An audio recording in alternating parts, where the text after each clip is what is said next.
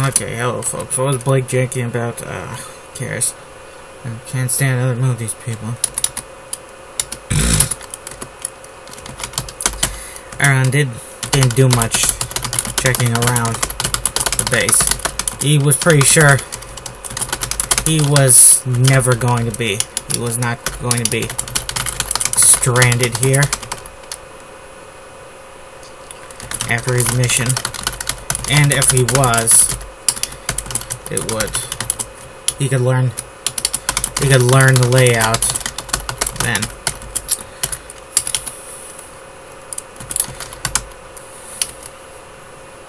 It might be been best to not know the whole layout in case he was captured by the Jade that tortured him until he revealed photographic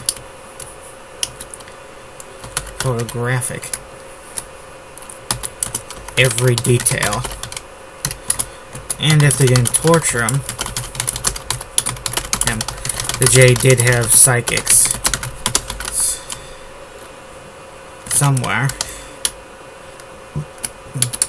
I was rumored the Jade and readers in their employ. Why? Either Jade or mercenary superhumans, which were superhumans weren't something new. They showed up in every war since they were revealed in the 1800s. After that incident with, we know. After that incident with what was that girl's name? It's Bartley.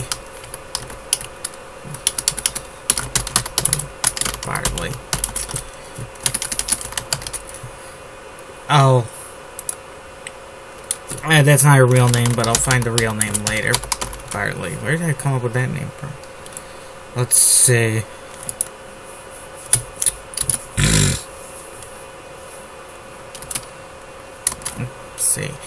I was just thinking, I know Stephen King's a good writer because I've read his stuff. I don't know Hemingway because I've never read anything by Hemingway. So I have to take other people's word for it that he's a good writer. You shouldn't be like that with your characters. If your character is smart, you should show them being smart. If your character is dumb, you should show them being dumb. You shouldn't just say they're dumb. That's not good character building. So with Lady Bartley, I only have a feeling he'd be back here someday, maybe in a few years, when they were ready to retake Europe from the Jade. He'd find himself getting some orders from a Chromish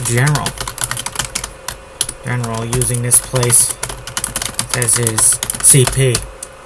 Although it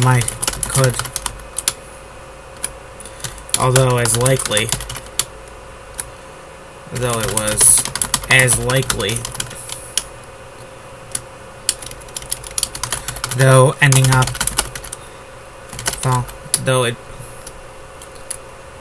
damn it, frickin' brain. I canceled my energy drink and my brain. Wake up, you son of a bitch. Wake up. You're defusing a bomb. Wake up, brain. Son of a bitch. I must have one of those diseases where you just are such a sleepy boy all the time. The body can't be bothered to give me a lick of goddamn energy. Well, considering how sick and fucked up every member of my family is, this is probably to be expected. My Chromish General using his place as CP. A Zedin General in charge was as likely. But Ireland didn't care. If he cared about taking orders from foreigners, Zedins and Selgorians, then he wouldn't have gone on half his missions. People often asked Ireland how many missions he went on in the last war and this current one. And when he told them, they thought he was fibbing. Lying. Nobody could be gone on that many missions. Ireland actually lost count. He was pretty sure he went on top of those behind the line missions.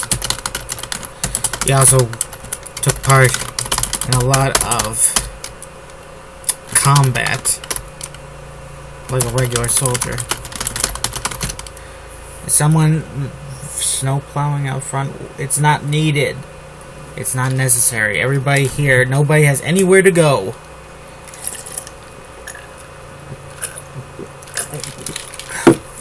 You should probably keep your plow. You should probably keep your driveway clear in case of an emergency, but the snow is mostly gone now. The storm's over, so I mean, a little snow isn't gonna stop us if we need to get in the car and drive to the hospital real quick. Other cars are more of a problem around here. People are such shitty drivers. It's like they're not even sentient. It's like they're like me at this moment, where my brain is not functioning at even 10%. Let's see. Arwen met with Telga Grabby, who was in a smaller warehouse sort of room with Augusta Krug and her infantry mortar. It was a special customized device mortar made of the finest materials. It had a nice urban camo paint job that was kind of pretty in a way. Okay. The shells for the mortar are not very pretty, being dark green grenade looking things. 60mm in caliber. Telga could carry. We're planning on carrying 30 of them in various types, including incendiary and an AT type for any that could handle Jade light vehicles. They could handle Jade tanks, medium tanks. So it could handle anything less than that. The incendiary might be useful for chemical weapons. Yeah, belch body. Frickin' body. Come on. Indigestion. Oh, you had one meal today. You had like half a plate of food. Indigestion. Blech. Stomach can't handle it.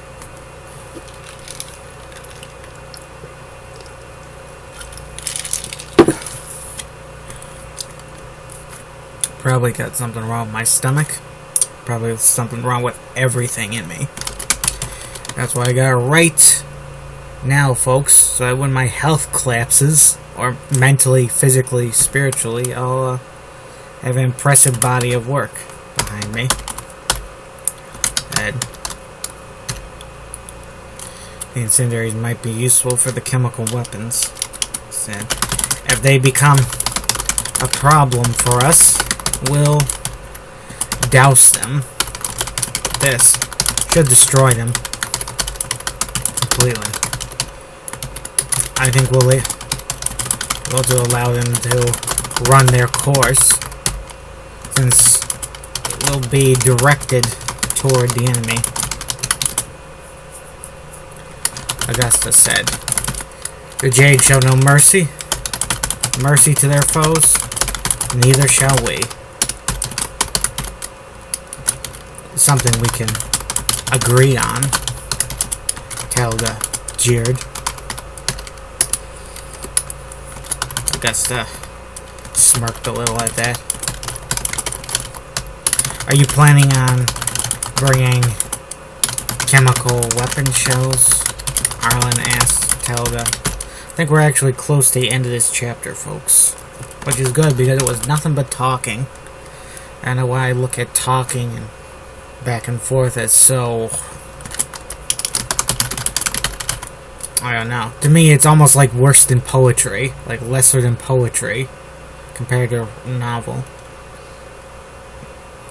I prefer writing action scenes. To me, there's enough novels out there that are just people talking endlessly to each other. Spent this whole chapter introducing and talking to people that probably aren't gonna show up again. The financial backer guy who's like... the guy Arthur from that movie Arthur.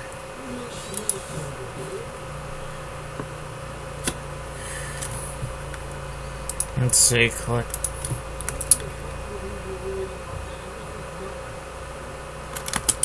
I don't know why. Yeah, I don't know why people are snow flowing when there's goddamn everything's melting. It's 50 degrees out there in the bright sun. I just don't get it. Why people are so obsessed. I might guess we've had some nasty storms around here, folks. But right now, there's no need for anybody to shovel or snow blow or anything. Or maybe toss out some rock salt to get the ice, a little ice that's left. Alright, where was I? That's Telga. I didn't bring any. Telga replied. Figured it would be too hazardous to our comrades or our light on NBC gear. We'd sabotage our own effort. It'd be overkill now, especially with the chemical weapons we're going to detonate. Augusta noted. What language was Augusta speaking earlier? English? She's like the world's smartest woman, so it shouldn't be beyond her to learn the English language, even though the English language screws with me every day.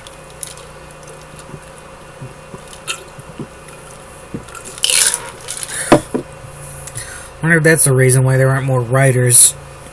Because the English language is just so damn dickish. Goddamn Brits.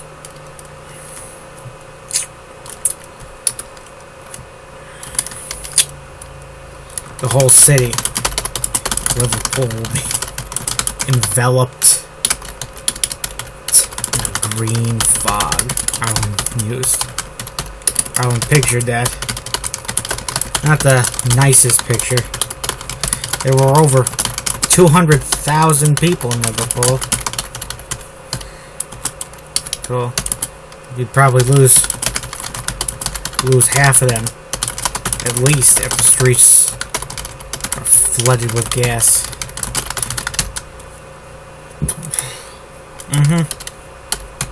More baby indigestion, huh?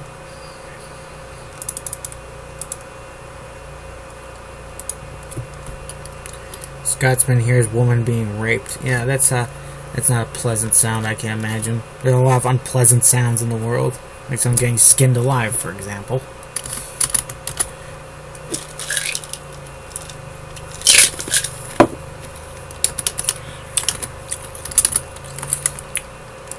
Telga was inspecting the infantry mortar.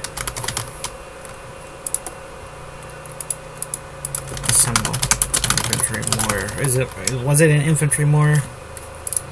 In an almost exaggerated mime-like way. She wanted to make sure Augusta noticed, and she did, giving Helga an unhappy look. "What are you doing?" Augusta asked. "Inspecting your work," Helga replied instantly. "I assembled it as you ordered," Augusta muttered.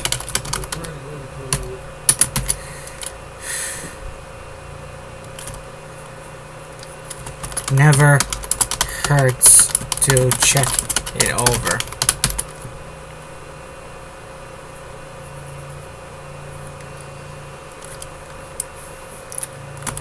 Helga replied. Helga said, "I've never failed to assemble anything perfectly," Augusta muttered. Replied, crossing her arms. "First time for everything."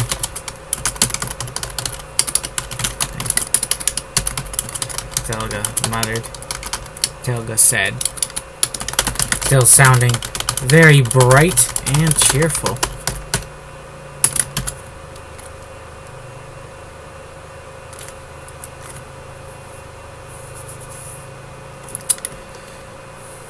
At one point does Ireland says, "Calm yourselves, girls, calm yourselves. Stop a cat fight." I want her to say one more thing.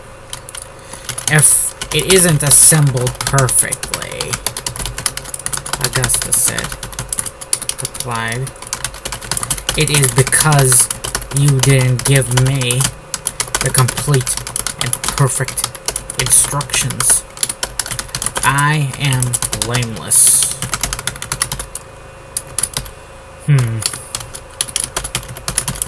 Helga mumbled. "Girls, please, let's not fight." Alan said, "The Jade are the real enemy here." "That's so?" Augusta asked, casting her venomous gaze in Ireland's direction.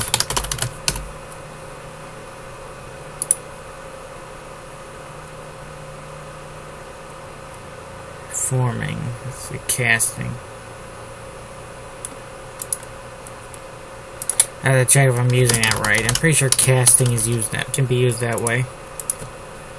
Silently, Ireland felt like a swarm of demonic, hateful energy was billowing around him, like he was the eye of a storm.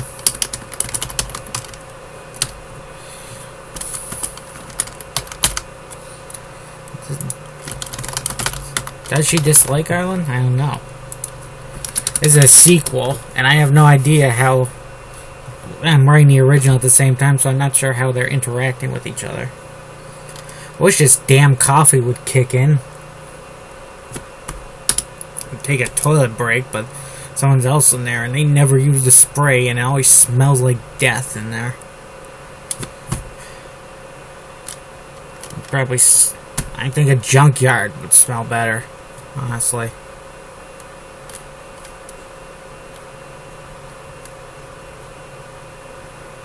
Hope I'm not getting rheumatoid arthritis in these fingers.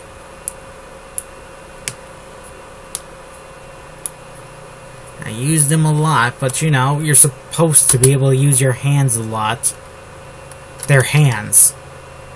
If we weren't supposed to use our hands so much, maybe they would have made our feet more. Maybe evolution would have made our feet more like hands, like a bird's feet. Like a bird's feet. A bird's feet are pretty much its hands, at least when it comes to parrots. Or you know, like he was the eye of a storm. The weakness of the West and East allowed the Jade to conquer so much of the world, Augusta said. Well, it's not our fault. Augustus. Well, that's not our fault, Telga muttered.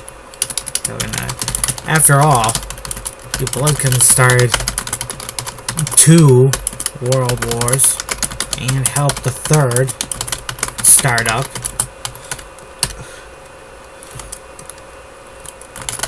The world was quite weak, thanks to all the destruction and death you caused. It was the West who invited the Jade to the war with the Volgans. Augusta replied. You just let them right in the door, and they took over. That 1 month war was showed how pitiful the Allies are when fighting a superior force.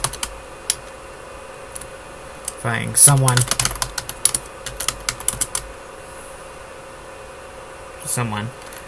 with a greater will to fight than them. Augusta was almost sounding like a 5th columnist in that moment. If I step out to get my armor suit on, you ladies won't kill each other while I'm gone, right? Arlen asked. Not at all, Helga replied. Yes, Augusta smiled. We are allies. Allies don't kill each other.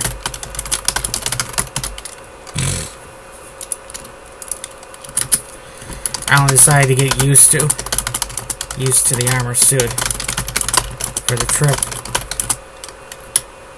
a little early. He wasn't going to get fatigued in the armor. It was strong and heavy. It was heavy, but not that heavy.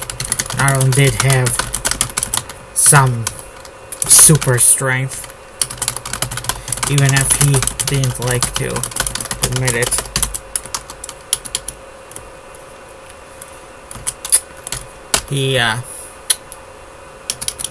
The suit was strong. The suit was pretty quiet. Arlen could move in it as quietly as any cloth-made attire, and it went for the boots as well. Of course, Arlen was a stealth expert, so he knew how to be quiet, even in the heaviest of attire, noisiest attire, like when he was Archness attire. All those jangling coins on the cloak. Took a lot of effort to be quiet in that stuff. Okay, we're 24 minutes in, folks. See you later. Have a nice day. Enjoy Super Bowl Sunday, if that's your thing. If not, find a good book. Maybe read one of my books. Who knows? Whatever you decide, it's fine. We are all free people.